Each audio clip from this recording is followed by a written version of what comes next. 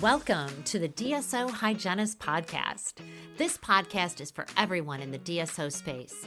Whether you're a hygienist, dentist, assistant, or leader, we're here to bring you expert insights, real-world strategies, and conversations to help you thrive. I'm your host, Christine Deal, and together we'll explore how to elevate patient care, grow professionally, and navigate the ever-evolving world of DSOs. Let's get started. Founder, Our Thrive Tribe, head unicorn and plant lover, Sarah Sparkles Ruberg leads Our Thrive Tribe, a strategic marketing agency helping DSOs and industry partners grow with authenticity. With 10 plus years in dentistry, she's passionate about empowering others through self-awareness, strong relationships, and bold branding. Her team supports clients with strategic marketing and advisory services, all with a touch of sparkle. Buying a dental practice? Here's what no one tells you. It's not just about the numbers. It's about the people. And if you lose them, you lose trust, culture, and production. That's where the DSO team transition comes in. We help you stabilize your staff, align systems, and retain your top talent, so your new practice runs smoothly from day one. Smooth transitions, stronger teams, real results.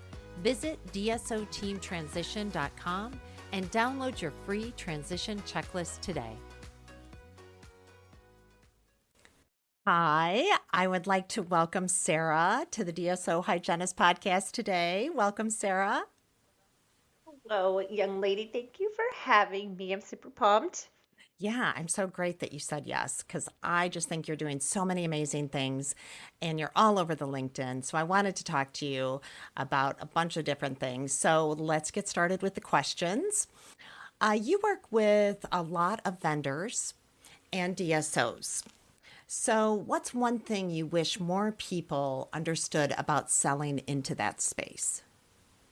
Ooh, that's a good one. And it's to me, it's easy. An easy answer, not necessarily easy to do, but I one thing I've realized is a lot of people are afraid to build their personal brand. Our industry is super relational, as you know, and I think a lot of people are really afraid to be themselves. And so be authentic, utilizing LinkedIn, especially in our space, which if you would have told me 2 years ago that the DSO space would be like all over LinkedIn, I've been like, Christine, you're cute. That's not going to happen. And yet 2025, here we are. And people are like, wow, I see you all over LinkedIn. And that's what makes me feel happy about myself. Well, lots of things. But I think people just need to realize what I want people to realize is that it's okay to be ourselves, and that's what's most important. So people buy people, not products or services. So if you're a salesperson, you want to sell into the space, do not wait for your marketing team to produce you leads, and go out there and post on LinkedIn and be yourself. Yeah, I think being authentic is so important. So you've said that personal branding is more than just marketing, it's self-awareness. So what do you mean by that? I believe that the quality of our lives is determined by the quality of our relationships. And in order to have meaningful relationships selling into the DSO space, you have to be able to understand other people. But before you can understand anybody else, you have to be able to understand yourself and your personal brand. Newsflash to everybody who's listening, like, you don't make it up. It's already here. So you have to be able to understand what your personal brand is, which is what's important to you? What things do you stand by? Do you want to wear glitter? Yes. Okay. Well, that could potentially be part of your personal brand. And so it's not, I probably say it to a lot of people, like, I think it's easy because it came easy for me because I've worked on self-awareness a lot. I know it's not easy, but in order to understand what your personal brand is, you have to be able to understand yourself. So self-awareness. And again, if you're in sales or anything, relationships, period, personal, professional, in order to understand other people, you have to be able to understand yourself. So that's why I think it really all starts with self-awareness. I love that. Yeah, I think that's such good advice. So why do so many companies struggle to stand out on LinkedIn? And what's one thing they could do different starting tomorrow?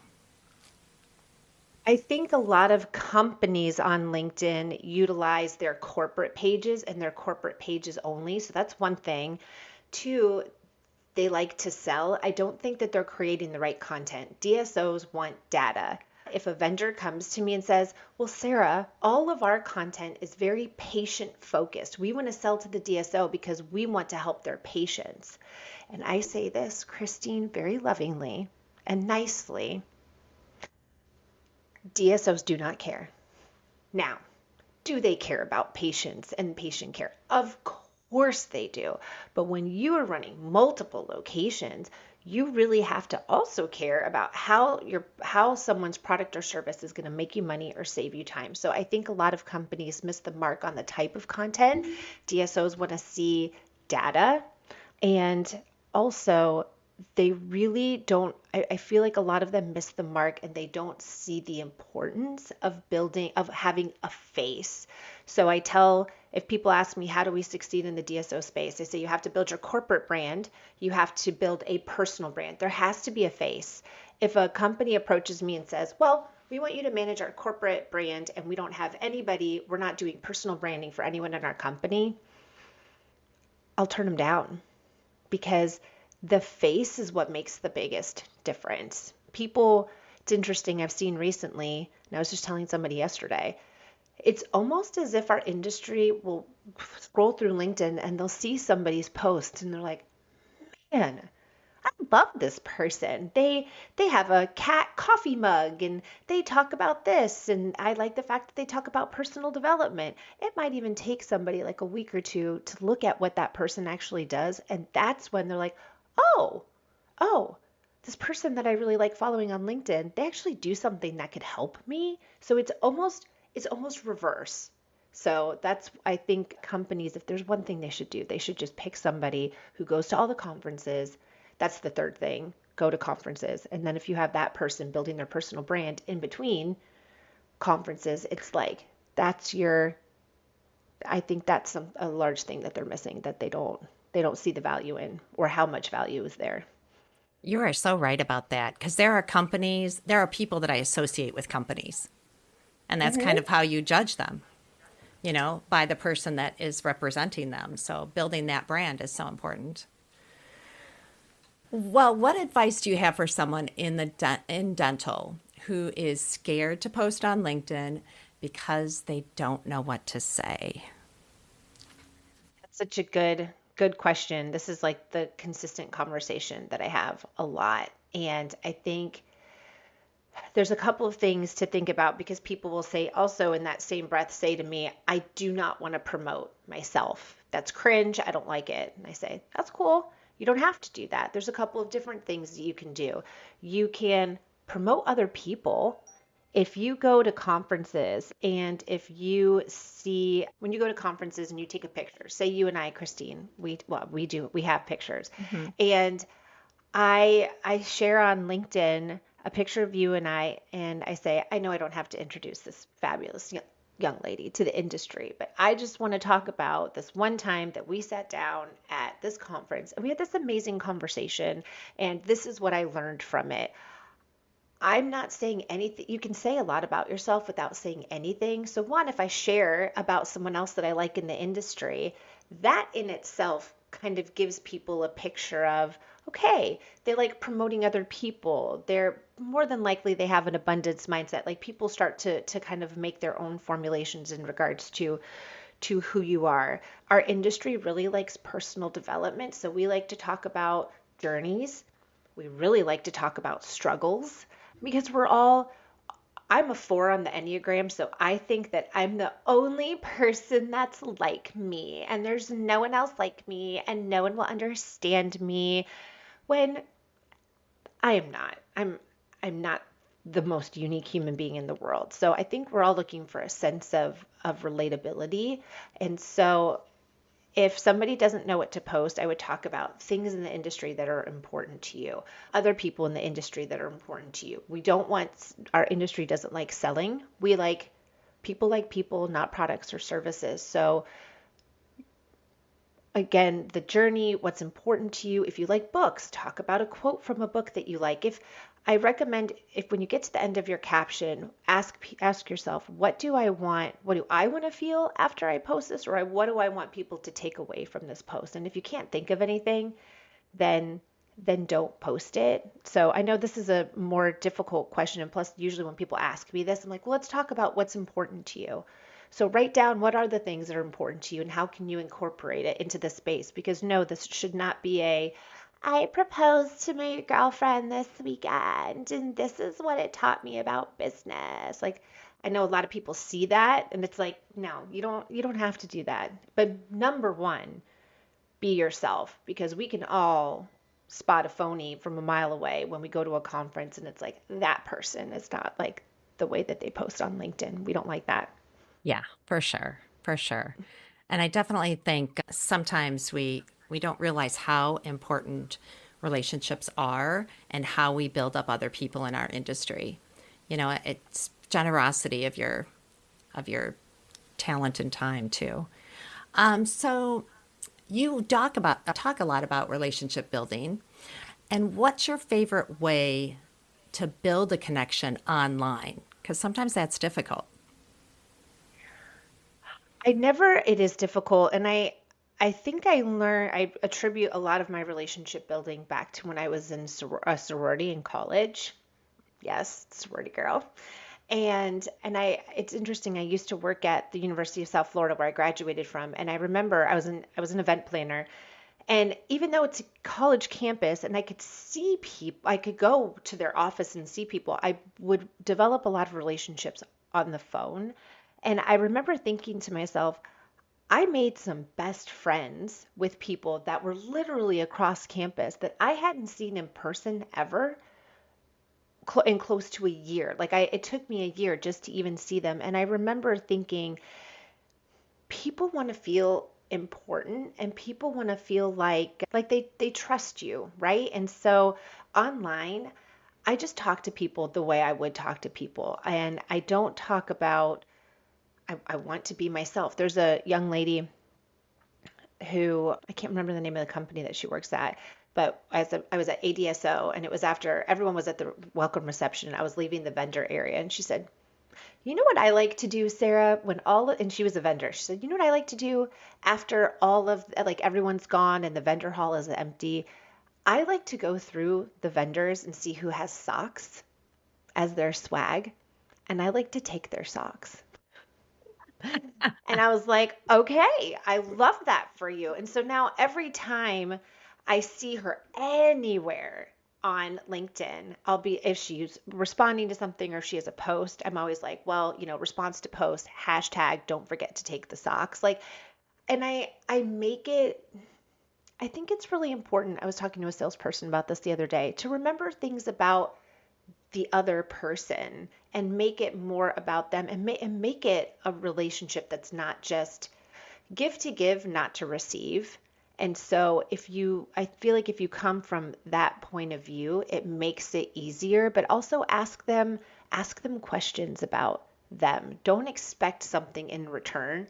Genuinely be interested. I think a lot of people will say that, ask questions, but and I like to check in on people, even if it's not I'd sent a proposal to someone the other day and I wasn't expecting anything, but I wanted to give them a graphic to share for something. And so I was like, here, I just made you like a quick graphic, like, here, just share it whenever. And they wrote back and they were like, actually, we're ready to move forward. So thank you for sending that. I was like, oh, well, I mean, I was just, okay, yay. But here, I was just sending this to you. So when you make it about other people, I think or when you're genuinely interested. And I'm so sorry. I wanted to say one last thing from 2 questions ago about how to stand out.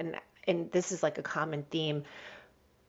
It's really hard to determine what your unique selling proposition is as a company. As an entrepreneur, I'm sure you've experienced this when you have a lot of other people that do the same thing. What is it that sets you apart? If you ask a DSO, what is it that sets you apart from other DSOs?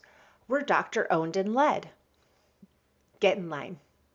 Or if you ask a practice, what sets you apart from the other practices around you? We have advanced technology. Well, you better. Or we care, my favorite, we care about our patients. Oh my goodness. Thank the heavens that you do. So like, and it's not that those aren't valid things. It's that that's a really hard question to answer. So what I would say to companies, the number one thing that sets you apart is your people.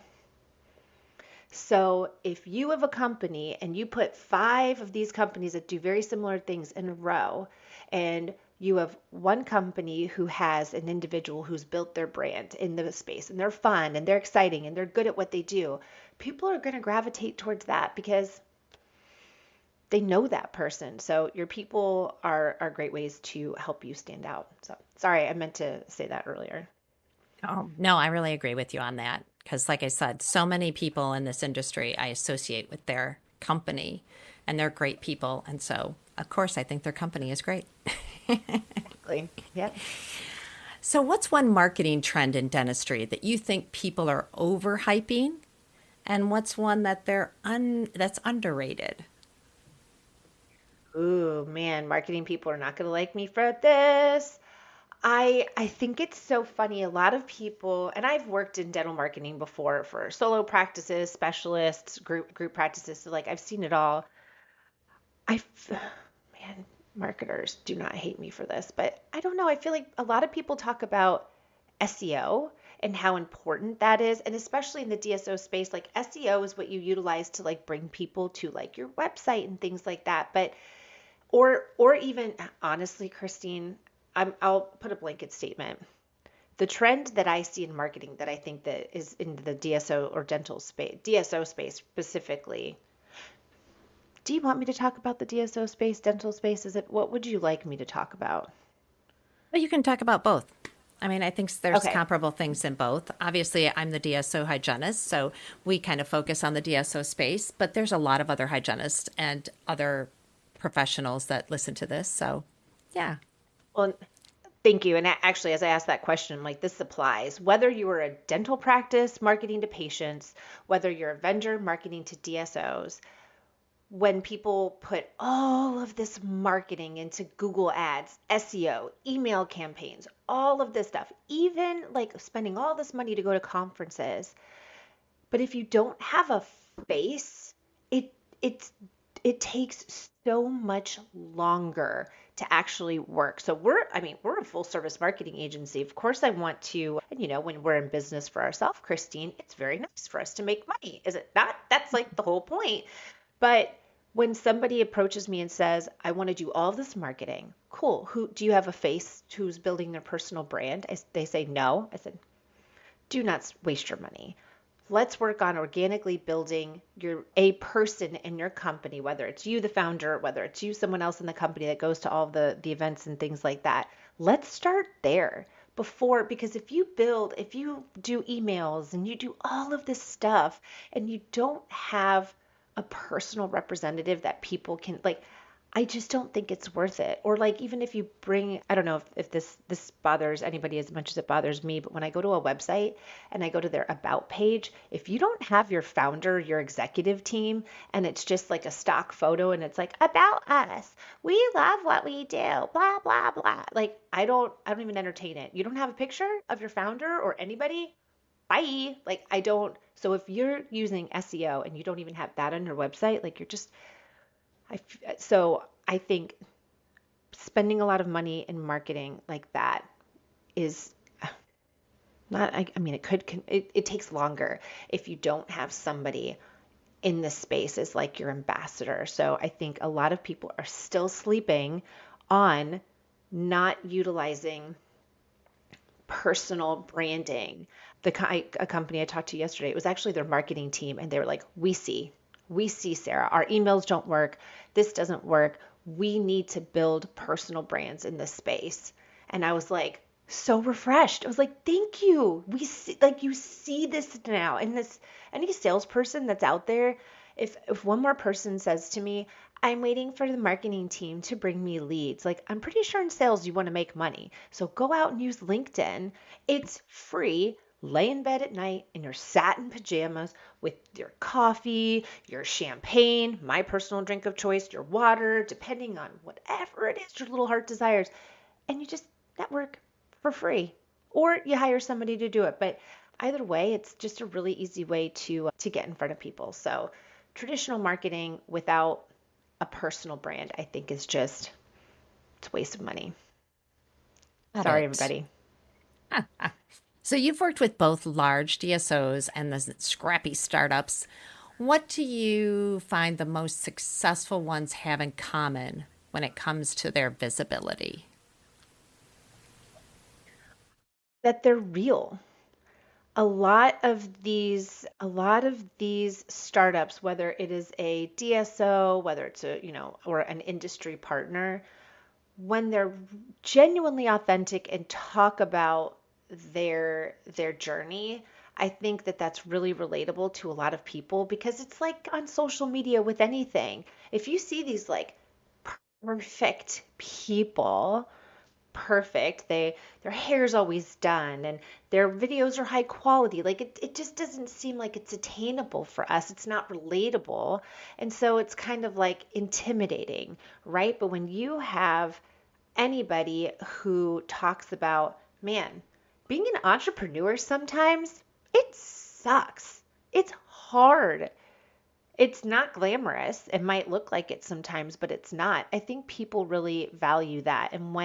So I think oftentimes we feel we have to be put together. Everything has to be put together. I have to look put together, even as a large DSO, we've got to be put together. But I read this really great book called Mistakes Were Made, but Not by Me. And it's a huge book. It's fascinating. I love it so much. And that they break it into different segments of people in the United States. Like one chapter is about like law, not law enforcement, but like the legal system. And I'm not going to bore everybody with it. It is a fascinating book. And I do have a point. I pinky promise. But like in that example, it's like a prosecutor puts somebody away for 30 years and then 30 years down the line finds out with like new DNA testing, et cetera, that they put the wrong person behind bars. And so now this person gets out. So this prosecutor has one of two things that they can do. They can either say, wow, like take accountability, talk about it, learn from it. Or they can say, nope, I know I did the right thing. I put the right person behind bars. You guys, like, we can convince ourselves of absolutely anything. And so the reason I'm bringing all this up at the very end, they talk about politics and how making mistakes and owning up to those can increase your popularity as a politician way more than like glossing over it and not thinking about it. So that to me says we just want to be real. We want to be able to trust people. And so whether you're small or big, talk about your people, talk about what's important to you. If your core values are integrity and all those other basic things, like please snooze fast, like do something else with your core values, because integrity is like a given. So I think hopefully that answered the question, now that I went off on that huge rant about Mistakes Were Made, but Not by Me, but it's such a good book. Well, I think we have to give each other more grace with mistakes and that it's good. I mean, you learn from them. And I think that's really the key there, is definitely learn from your mistakes. So you are recently moving to Utah. So what is going on with that? What has been influenced your mindset to take this leap?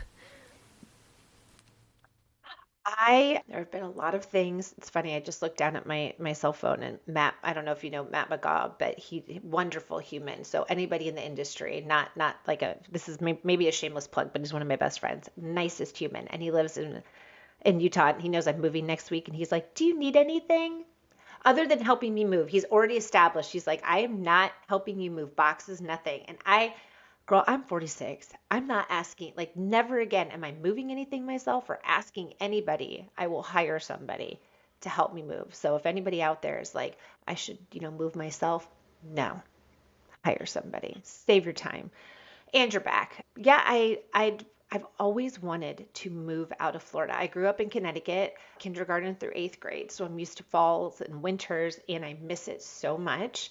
And my parents and I moved to Florida when I was going into 9th grade, and just circumstances in life, and I haven't had a chance to leave. And sitting on Eric Roman's back porch in beautiful Daybreak, Utah, which if anyone's ever been, or if you haven't, the houses there, if you like, it looks like a movie set, almost as if you were to open the door and it would just be fake, like a cardboard front or something. That's what they look like.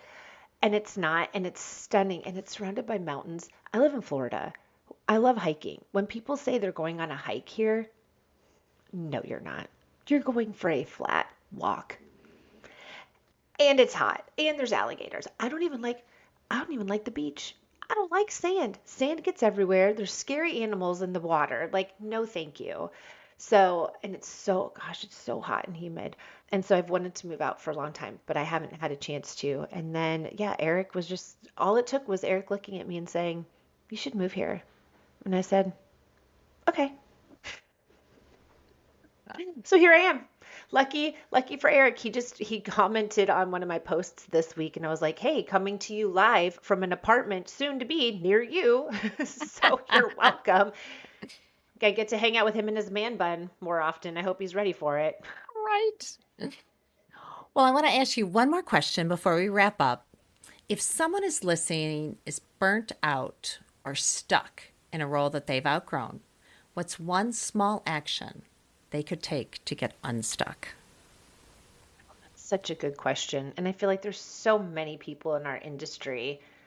I don't Props to the clinicians and the hygienists and assistants, like anybody who has a job that takes so much of your like is so taxing on you, like in your body and all those kinds of things. And I feel like a lot of people reach out to me and ask me either, one, we want to move out of this position, what do we do, or how do I don't like this anymore. And I hope this answers the question.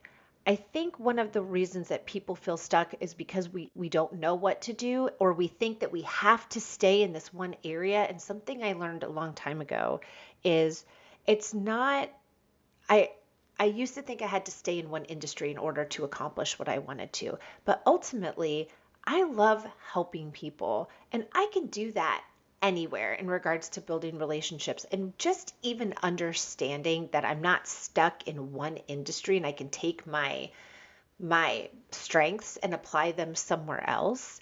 I think that is something important to realize. So yes, we feel stuck, but you don't have to specifically stay in this industry or whatever industry it is that you're in.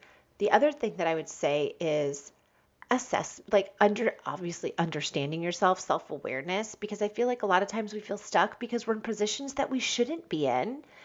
And so I personally love Strengths Finder. It gives you out of 1 to 34 strengths, and I use this with my team a lot, 1 to 5. So it ranks, through 34. And I really love to look at 1 through 5 because those are the areas. And so often, Christine, people are like, oh, well, I have strengths and weaknesses. I have to work on my weaknesses. No, you don't. Look at what's in your top 5. The assessment is about $45. It's on the Gallup website, GALLUP. You can go buy it, but it's so worth it. Is that what are your top 5? Is your first one connectedness? It is. That's understanding. What are your top 5? Mine are connectiveness, positivity, includer, restorative, and woo. Woo. Oh, I could see that. An includer. So you love making sure that people feel like they are, and I know obviously it's in the title, but included. That's really important to you. I love that. That's great for working with teams, 1000%. If you were to, in connectiveness, so that it for you working by yourself, like with your own autonomy and like by yourself and not having people around you, would you like that? No, I've got to be with people. And actually, it's so funny. I'll tell you a quick story, which I don't normally talk about myself on my podcast. But when I was in college, I was a chemistry major. And I worked at Cargill, the seed company, and I worked in their tissue culture lab. And I was in a hood all day with these fans running on you. And just there was me and another girl, but you couldn't really talk because the hoods were so loud. Every time someone was asked to go to the greenhouse, I'm like, me, I got to get out of here. I'm going crazy by myself in here. Like, I have to talk to people. Where are my people? So that made me decide that maybe research wasn't in my future. So that made me look at some other career alternatives, and that's how I became a hygienist. I love around people and you get to, be an includer. I love that. And we don't know anything when we're in college. We don't know that kind of stuff, or what it is that we want to do. So it takes time, but I love StrengthsFinder because you can look at your 1 through 5, but what I really love to do is I like to look through the last 5, especially. So I have my whole team take it, and the bottom 5 are the things that you are not good at. And when people say I need to work on, oh, those are the bottom 5, I need to work on those.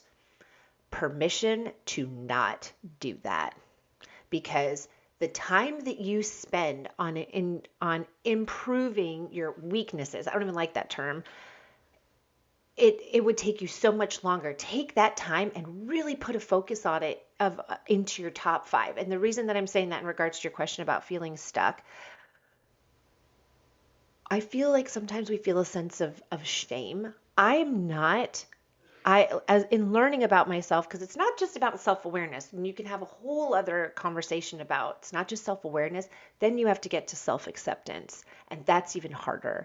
I am not a very disciplined person, and I can now admit that. Before, I would feel shame around that. Why aren't I disciplined? I want to be more disciplined by all of these other people. Well, I'm really good at, my number one strength is individualization. And that means I see what's unique in everybody. And that's what I want to help them to bring to the forefront, which after all of this, it's like, that makes so much sense. So much sense. And when you know more about what you're good at, then you can think of, so if you're in an unhappy position, you're burnt out, and I don't like systems and processes. My old boss put me in charge of being the head of the project management department, Christine.